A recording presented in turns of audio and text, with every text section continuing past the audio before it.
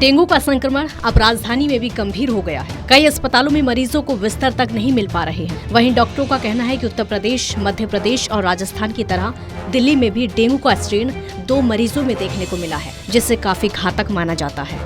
इतना ही नहीं, एम्स से लेकर तमाम प्राइवेट अस्पतालों तक में इन दिनों मरीजों को बिस्तर तक नहीं मिल पा रहा है।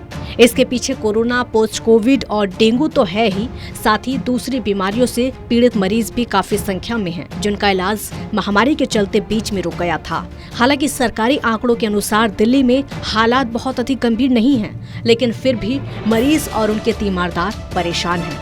अस्पतालों की हालात देखकर ऐसा लगता है मानो मरीजों की संख्या लगातार बढ़ती जा रही है। हालांकि 2018 की बात की जाए तो 1000 से अधिक मामले डेंगू के सामने आए थे, लेकिन अब 16 अक्टूबर तक ही 700 से अधिक मामले सामने आ चुके हैं। वहीं डेंगू के बढ़ते प्रकोप को देखते हुए दिल्ली सरकार एक्टिव मोड में है। हालांकि डेंगू की रोकथाम के लिए स्वच्छता अभियान और दवाओं के छिड़काव की जिम्मेदारी तीनों एमसीडी की है, लेकिन डेंगू को लेकर सरकार ने अपने स्तर पर निगरानी तेज कर दी है। सरकार का कहना है कि फिलहाल दिल्ली के अस्पतालों में बेड की कोई कमी नहीं है। सरकार ने डेंगू को कंट्रोल करने के लिए लोगों को जागरूक करने के इरादे से 10 हफ्ते 10 बजे 10 मिनट का पहले ही अभियान चलाया हुआ है। इसी बीच दिल्ली सरकार ने एहतियातन दिल्ली के अस्पतालों में जल जनित बीमारियों के लिए बिस्तरों की संख्या में भी बढ़ोतरी कर दी है, और अब जब बढ़ोतरी की गई है तो उम्मीद है कि लोगों को अस्पताल में बेड मिल सकेंगे। चिंता की बात यह है, अगर बीते एक सप्ताह की बात की जाए तो 243 डेंगू के नए मामले सामने आए हैं,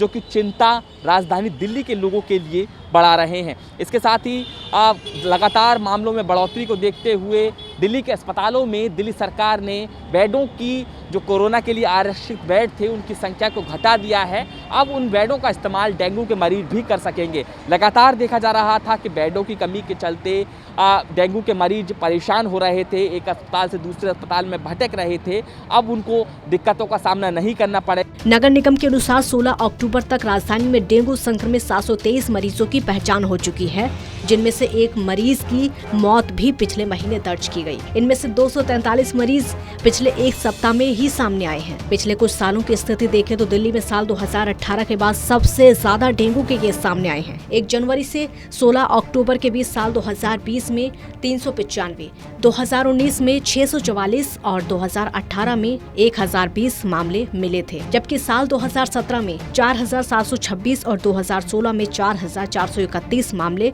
सामने आए थे। लेकिन इस साल बारिश के बाद जिस तेजी से केस बढ़ रहे हैं, ऐसे में सरकार और आम लोग दोनों को ही बीमारियों से सावधान होना पड़ेगा।